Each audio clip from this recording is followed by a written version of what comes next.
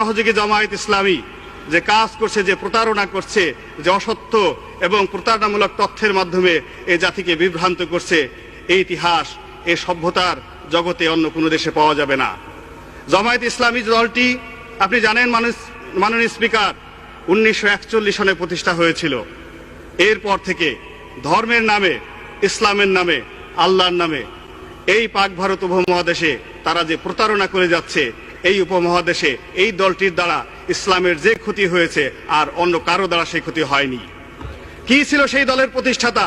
মাওলানা আবুল আলা মওদুদী বলতেন, এইভাবে প্রকাশ্য জনসভায় লাঠি উঠিয়ে বলতেন, ও মোহাম্মদ কোন হ্যায়, আমার এই লাঠির যে শক্তি আছে মৃত মোহাম্মদ রাসূলুল্লাহ সাল্লাল্লাহু আলাইহি সাল্লামের সেই শক্তিটুকু নাই। এই হলো তাদের ইসলাম, এই হলো তাদের ধর্ম। যদি ধরেন আর ইতিহাস পিছনে যান, জামায়াত ইসলামী যে তথ্যের ভিত্তিতে রাজনীতি করে সেই তথ্যকে বলা হয় মওদুদিবাদ। মাওলানা আবুল আলা মওদুদী যে তথ্যের ভিত্তিতে রাজনীতি শুরু করেছিল তাকে বলা হয় ওয়াহাবিবাদ।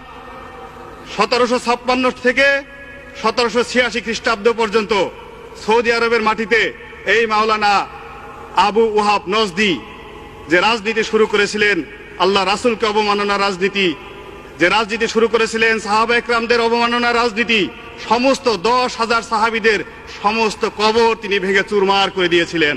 এবং তিনি একই কথা বলতেন যে মুহাম্মদুর রাসূলুল্লাহ এবং তার সাহাবী যারা মারা গেছেন তাদের ন্যূনতম শক্তি নাই, তাদের কোনো ক্ষমতা নাই, তাদের কোনো মর্যাদা নাই।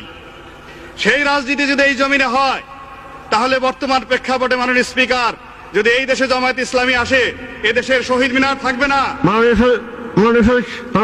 স্পিকার আমাকে 2-3 মিনিট সময় দিবেন। আপনি শুনেন, আপনার সময় আরো 5 মিনিট বৃদ্ধি করা হলো। মাননীয় স্পিকার, যদি জামায়াত ইসলামী এবং তার দোসরেরা এই দেশের রাষ্ট্র ক্ষমতায় পুনরায় আসে, কি হবে? তারা যা বিশ্বাস করে, এই দেশে হাইকোর্ট মাজার থাকবে না। এই দেশে তারা প্রথম যে কাজ করবে, এই জিয়াউর রহমানের মাজার তারা নিজের হাতে ভেঙে ফেলবে সেই দিন। কেননা তারা বিশ্বাস করে মাজারে জিয়ারত করা হারাম। তারা শহীদ মিনার ভেঙে ফেলবে, তারা এদেশের যত স্থাপনা আছে সমস্ত কিছু ভেঙে ফেলবে। তারা মুখে বলে ইসলাম, আর কর্মে তারা কি করে? তারা মৃত মানুষের কবর জিয়ারত করাকে মনে করে হারাম। আপনি দেখবেন জামায়াত ইসলামের মসজিদগুলোতে গিয়ে তারা নামাজ পড়ে, নামাজের পরে তারা মুনাজাত করে না। তারা মুনাজাত করাটাকে বেদাত মনে করে। তারা সফর করতে নিষেধ করে।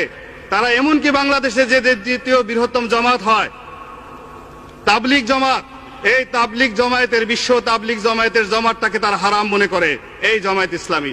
এইভাবে তারা ইসলামের নামে দেশ এবং জাতিকে বিভ্রান্ত করতেছে।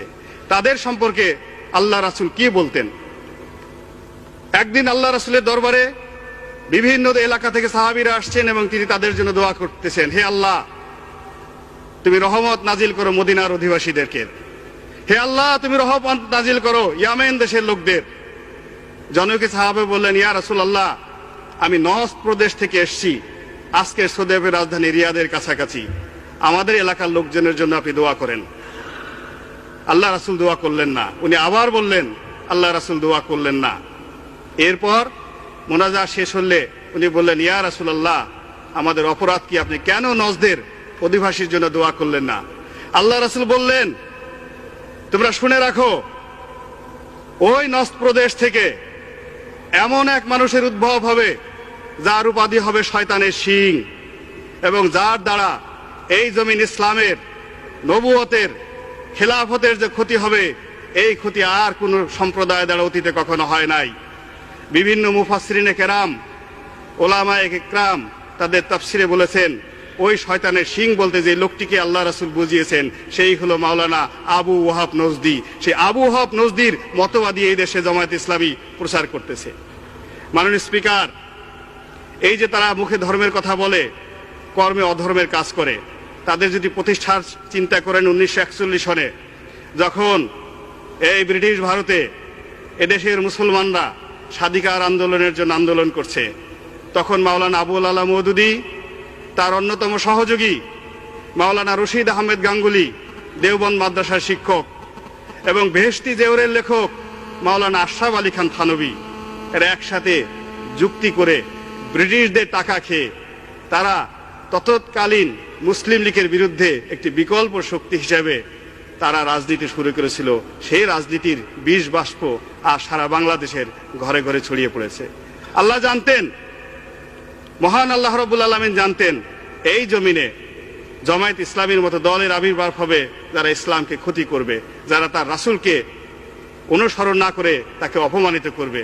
অত ইসলামের মূল আকীদায় আল্লাহ রাসূলের বিরুদ্ধে কোনো টু শব্দটি করা যাবে না, এবং তার প্রত্যেকটি কথা মুসলমানদের ঈমানের প্রধান অঙ্গ, সেটা অক্ষরে অক্ষরে পালন করার জন্য।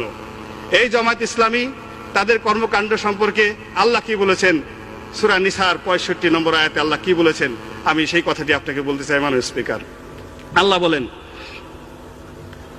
ফালা ওয়া রাব্বিকা লা ইউমিনুনা হাত্তা ইউহাক্কিমুকা ফিমা শাজারা বাইনাহুম সুম্মা লা ইয়াজিদু ফিহি আনফুসিহিম হারাজান মিম্মা ওয়াকাযাইতা ওয়া ইউসাল্লিমু তাসলিমা। আল্লাহ বলেন, তোমরা যতক্ষণ পর্যন্ত তোমাদের ব্যক্তিগত জীবনে, সামাজিক জীবনে, রাজনৈতিক জীবনে, অর্থনৈতিক জীবনে চিন্তা চেতনায় কর্মে আমার রাসূলকে অনুসরণ করতে না পারবে, ততক্ষণ পর্যন্ত তোমরা মুমিন হতে পারবে না, মুসলমান হতে পারবে না।